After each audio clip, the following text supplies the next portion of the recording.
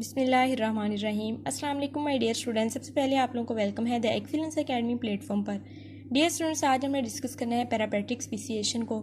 इसे हम डिटेल में स्टडी करेंगे, लेकिन उससे पहले आप लोगों से रिक्वेस्ट है कि आप वीडियो को एंड तक देखिएगा और चैनल को लाइक शेयर एंड सब्सक्राइब कर दें। Thank you so much.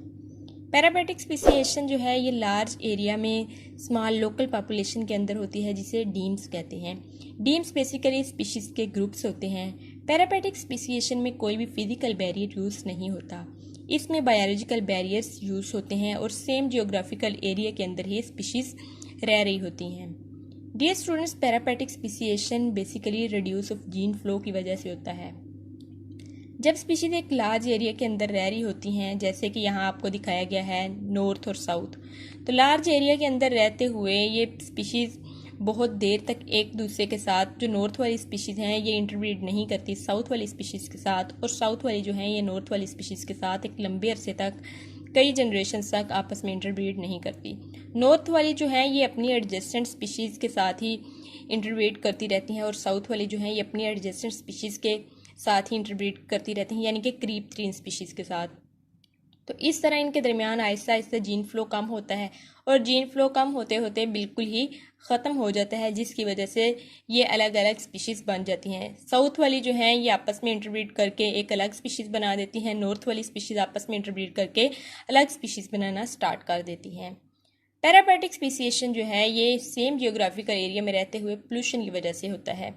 इस बात को हम नेक्स्ट डिटेल में डिस्कस करते हैं। पहले हम एग्जांपल डिस्कस कर लें। डियर स्टूडेंट्स, यहाँ पे बात की गई है फ्रॉग्स की, कि एक पॉन्ड के अंदर जितने भी फ्रॉग्स रह रहे होंगे उनका जो ग्रुप होगा वो एक डीम कहलाएगा। इसी तरह सी अर्चन जो है ये एक पर्टिकुलर जो टाइड पोल के अंदर रह रहे होंगे वो आपस में मिलके एक डीम बनाएंगे। तो डीम के जो इंडिविजुअल हैं वो आपस में उनके इंटरब्रीडिंग के चांसेस ज़्यादा होते हैं अदर देन जितनी भी पॉपुलेशन या जितनी भी स्पीशीज़ लार्ज एरिया के अंदर मौजूद हों, क्योंकि एक टीम के जो इंडिविजुअल्स होते हैं, एक टीम की जो स्पीशीज़ होती हैं वो सेम इन्वायरमेंट को फेस कर रहे होते हैं, और उनके ऊपर सिलेक्शन प्रेशर भी सेम होता है। इसी वजह से उनके आपस में इंटरब्रीडिंग के चांसेस जो हैं ज़्यादा होते हैं, और वो आपस में ज़्यादा इंटरब्रीडिंग करते हैं अदर देन अदर स्पीशीज़ जो कि उस लार्ज जियोग्राफिकल एरिया के अंदर मौजूद होती हैं। यहाँ पे हमने कुछ इंपॉर्टेंट पॉइंट्स डिस्कस करने हैं पैरापेटिक स्पीसिएशन के। डियर स्टूडेंट्स, पैरापेटिक स्पीसिएशन तब होती है जब स्पीशीज़ जो हैं ये एक न्यू निश के अंदर, एक न्यू हैबिटेट के अंदर एंटर कर जाती हैं, क्योंकि इसमें कोई फिजिकल बैरियर नहीं होता। तो जो न्यू निश होता है वही एक बैरियर के तौर पे काम करता है सब पॉपुलेशन के दरमियान और पेरेंट पॉपुलेशन के दरमियान, क्योंकि ये जो न्यू निश होता है इसकी वजह से जीन फ्लो कम होता है और ऐसा ऐसा फिर जीन फ्लो ख़त्म हो जाता है।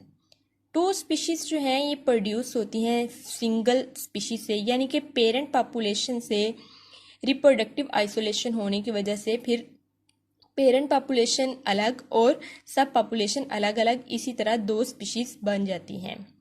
पैरापेटिक स्पीसिएशन में आल्दो हमारे पास डाइवर्जिंग जो स्पीशीज़ हैं उनके दरमियान डाइवर्जेंस तो हो जाती है, लेकिन फिर भी उनके दरमियान जियोग्राफिकल कांटेक्ट रहता है, यानी कि वो सेम जियोग्राफिकल एरिया के अंदर ही 2 डिफरेंट स्पीशीज़ रह रही होती हैं।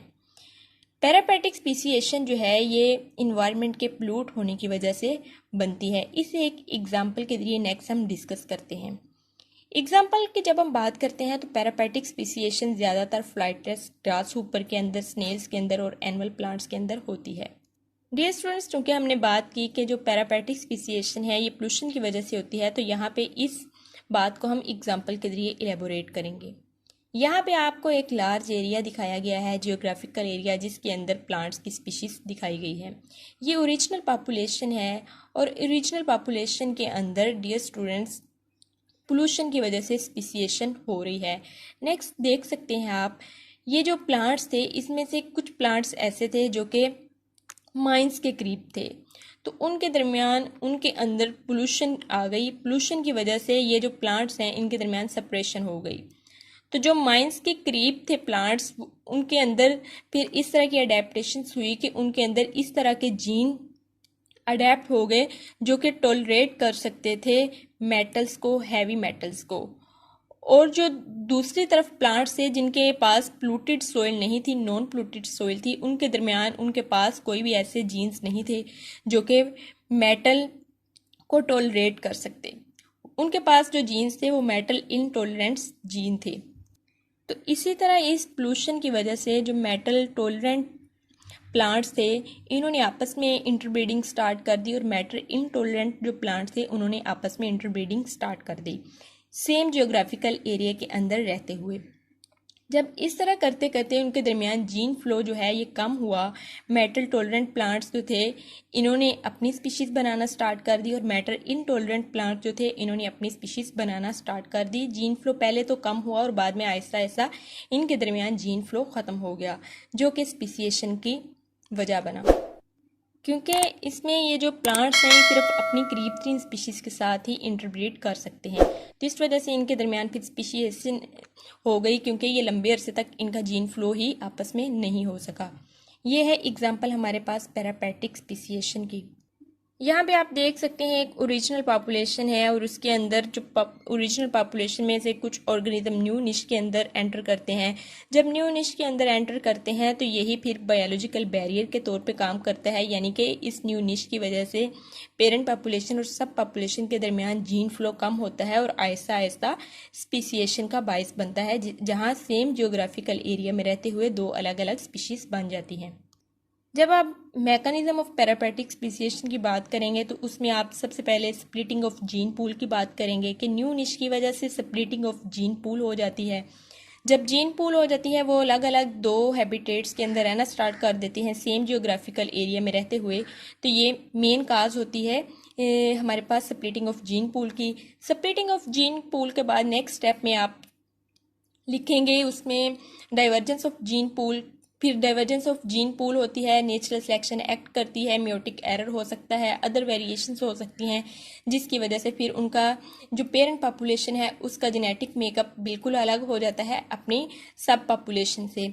तो नेक्स्ट जो है ये कम्प्लीटली फिर थर्ड स्टेप में रिप्रोडक्टिव आइसोलेशन हो जाती है सब पॉपुलेशन के दरमियान और पेरेंट पॉपुलेशन के दरमियान, जिसकी वजह से स्पीसिएशन हो जाती है, वो आपस में इंटरब्रीड नहीं कर सकते। तो ये था डियर स्टूडेंट्स हमारा आज का लेक्चर। होप तो आपको समझ आया होगा। काइंडली आप चैनल को लाइक शेयर एंड सब्सक्राइब करें and stay connected for more videos. Thank you so much. अल्लाह हाफिज़।